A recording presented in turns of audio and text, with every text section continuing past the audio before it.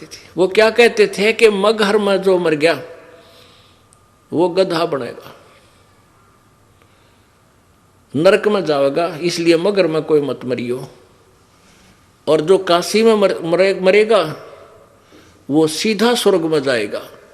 तो वो भोले हिंदू लोग उन नकली गुरुओं की बातों में इतने आगे, इतनी उनकी बातों को ऑथेंटिक मान्या करते, उन स्वार्थियों को की बातों को, कि ये वेदों के ज्ञाता हैं और ये जो भी क्रियाक्रम बताते हैं वेदों को पढ़कर ही बता रही है। उन्होंने क्या बता रखा था कि जो काशी में मरेगा वो सीधा स्वर्ग जाएगा।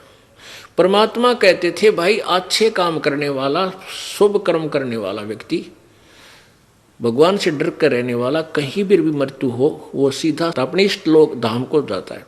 और पापी आदमी कितना मर्जी हो सीधा नरक में ठोका जाएगा। ये इनकी बातों को सत्य मत मानो, पर नहीं मानते थे कबीर जी की बात को। अब उन नकली गुरुओं ने कैसा जुल्म करवा दिया। पहले तो ये धारणा फैला दी कि वे जो काशी में मरेगा वो सीधा स्वर्ग जाओगा।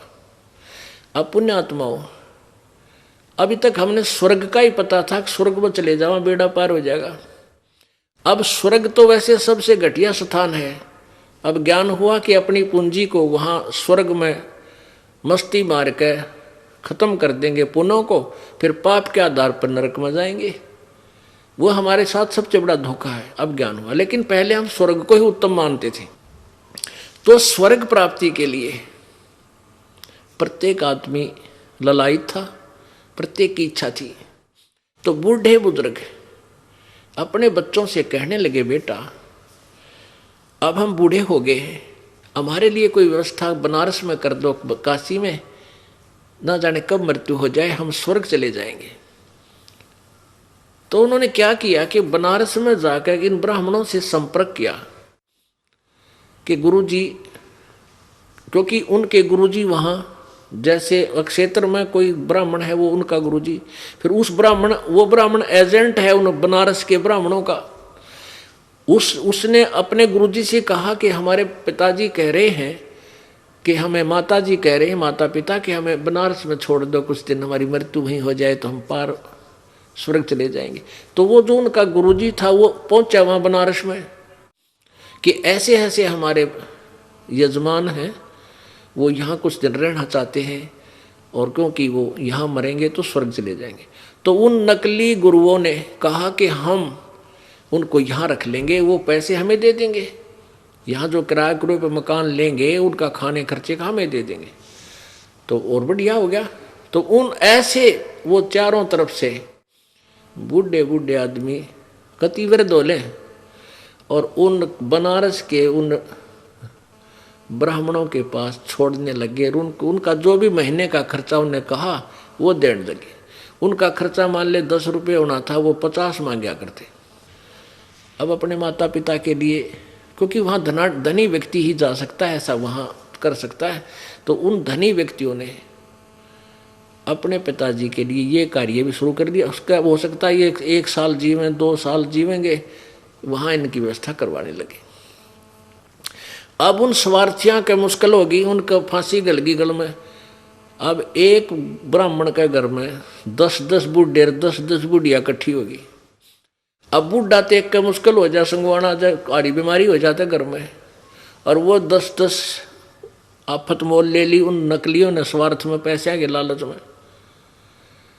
तो वहाँ 150-200 ब्राह्मण थे। उनने सोची वह तो बात बिगड़ गई, इबिन बुढ़िया ने क्यों कर संगवावा। उनने मीटिंग करी नकमी आत्माओं ने, जालिमों ने। उन्होंने क्या किया कि गंगा के किनारे एक मानस काटने का हत्था बना दिया, एक हत्था बना दिया, यानी एक ऐसी स्थान बना दिया कि उसमें गुफा बनाई कती किनारे पे, और उस गुफा को एक ईंटों के आरस बना दी ऐसे, और उसके अंदर एक आरा फिट कर दिया लकड़ी काटने का, आरी, जैसे आरे से करौंत बोलते हैं उसको, करौंत, और उसकी हैंडलिंग, उसको कंट्रोल कर दिया थोड़ी दूरी पे। उस साइड में अलग से स्ट्रक्चर बना दिया और उसका रस्सा खींच दिया अंडरग्राउंड। और वहाँ एक ऐसा बढ़िया तख्त सा प्लेटफार्म सा बना दिया।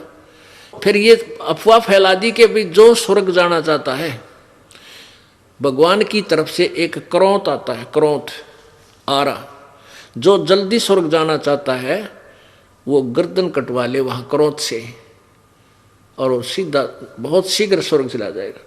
अब बुढ़ापे में आदमी उठा जाना बैठा जा, कदे खांसी उठा, कदे आँख तो दिखा नहीं कि तब पड़ जा, तो उनने सोची मरना तो आज भी है, बुढ़िया ने सोची, बुजुर्गों ने, मरना कल भी है। अरे देख कितना बढ़िया काम हमारे गुरुजिया ने बता दी, भगवान का आदेश हो गया और ऊपर से परमात्मा की तरफ से क्रोंत आता है। और उसकी फीस रख दी एक्स्ट्रा कि अभी जो 100 रुपये देगा भगवान का, फिर उसके बाद हम वो भगवान को प्रसन्न करने के लिए बहुत क्रियाएं करनी पड़ती हैं, तब वो क्रोंत आएगा, ऐसा कोई फीस रख दी उसकी। अब उन बुजुर्गों ने सोची मरना तो हमने है ही, यहाँ हम भी दुखी हो रहे हैं और ये ब्राह्मण लोग ये गुरुजी से कच्चा पक्का भोजन देते हैं यहाँ पर, वो दुखी होंगे। तो उन्होंने सारी स्कीम बनाकर अपने बच्चे बुला लिए, जो हिम्मत सी करता था उनमें से मरण की, और कहने लगे बेटा हमने मृत्यु तो होना ही है, गुरुजी कह रहे हैं ऊपर एक आरा आता है क्रोध भगवान की तरफ से, वो उसी पर चलता है जिसकी वहाँ चाह होती है, और मरना तो हमने है बेटा, इसकी इतनी फीस लगे, 1 साल में आपकी इतनी खर्चा हो जाएगा और इतनी फीस ये मांगते, इनको दे दो। अब अपने माता पिता के लिए सभी ये चाहते हैं भाई इनकी इच्छा पूरी हो, और वो भी स्वीकार कर ली। अब वो क्या करें, उस आदमी ने वहाँ लेटा दें उस प्लेटफार्म पे, और वहाँ खड़े होकर आवाज़ लगावें, हे परमात्मा इस प्यारी आत्मा को स्वीकार करियो। उधर वो कंट्रोलर समझ जाते का आदेश हो गया, वो घुमा देते, उसने रस्से ने ढीला कर देते, क्रोध सीधा आ जाता नीचे। नीचे उसका एक रस्सा और बांध रखा था दूर, और फिर उसको एक उधर खींच लेता, वो उधर 2-3 पता था 2-3 बार आंधे हुआ गर्दन कट लेगी, और उसको वहीं गंगा में बहा देते थे। और कई बार क्या होता था, वो उनके वो सारा जो साजबाज सारा कंडेम हो जाता, वो रस्सा अड़ जाता, नहीं वो क्रोंत आता, तो उसको उठा लेते, भाई अब तेरा नंबर नहीं आया, फिर आओगा, अब तू चाल, तो और पक्की हो जाती है तेरा गजब, तो भगवान ने की तरफ से आवे, क्यों बोले आत्मा थी, विश्वास करते थे मालिक पे। अब ऐसा जुल्म भी इन नकली गुरुओं ने स्वार्थवश हमारे साथ कर दिया, वो कसाई का काम भी करने लगे, और हमने वो भी स्वीकार कर लिया परमात्मा पाने के लिए। तब परमात्मा ने उनका अंधेरा हटाने के लिए कहा था कि ये जालिम लोग हैं, ये क्रोध भगवान की तरफ से नहीं आता, इनके स्वार्थ की तरफ से आता है। लेकिन हम इतने अपने गुरुओं पे इतने अंधविश्वासी थे कि हम कबीर जी के शत्रु हो गए। उनके कहने थे कि ये झूठा है, कपटी है, ये कबीर ब्रह्मा विष्णु महेश जी को बुरा कहता है, ये देवताओं हमारे हिंदू धर्म का शत्रु है।